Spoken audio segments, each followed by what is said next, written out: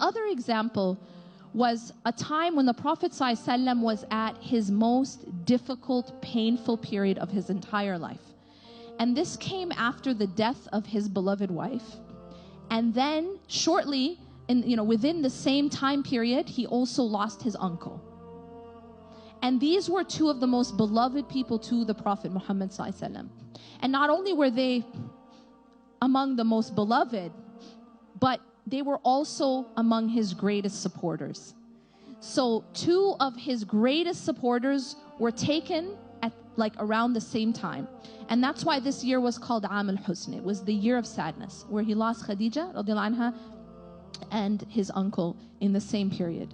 Now, after going through this tragic loss, he goes to Ta'if. And when he goes to Ta'if, he's going there to get support. He's going there during a time which is very difficult, looking for someone who will support him. And when he gets there, as you know the story, he was treated so badly, and he was thrown out of the city, and he was pelted with stones to the extent that he was made to bleed.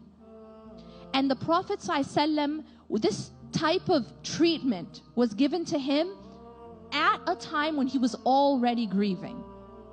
So if you can imagine where he was at this point.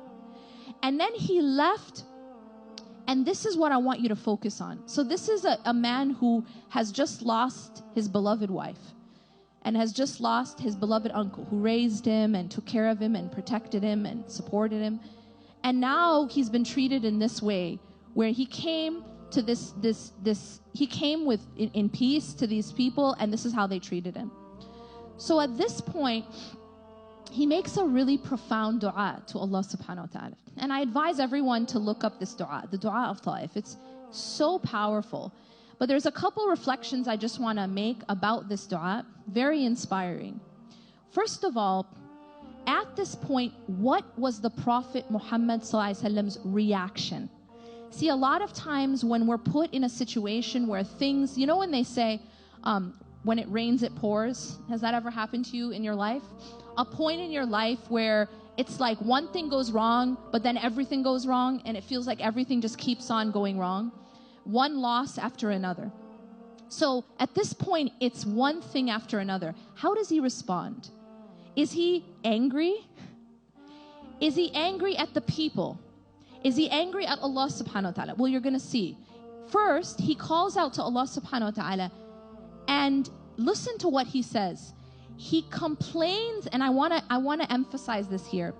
Usually when things go tough for us, we complain about that which is causing it, right? Sometimes we even go to the extent of blaming God.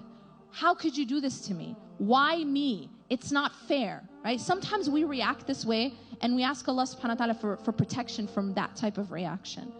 But the Prophet ﷺ at this point, he says, I complain to you. Who's he complaining about? He says, I complain to you about my own weakness, about my own inability. In other words, he's complaining to Allah about the fact that he's only human, and the fact that his own inabilities. He's not complaining about Allah.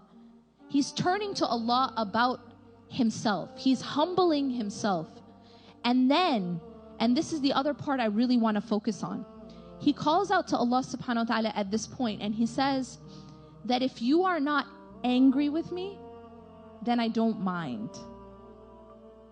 He says, if you are not angry with me, then I don't mind. So you see again his focus. And the reason I brought up these stories is because I want you to understand and reflect on the focus of the Prophet ﷺ's heart, right? With Aisha radiallahu anha, the focus of his heart was what? Allah and her relationship with Allah subhanahu wa ta'ala.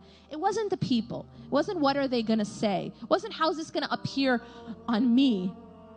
How's this going to look on me? And then here, his focus again is on Allah. He says, if you are not angry with me, even though he had been through so much trial at this point, right? In fact, later on when he was asked, what was the hardest time in your life? He said it was that time, the time of Ta'if.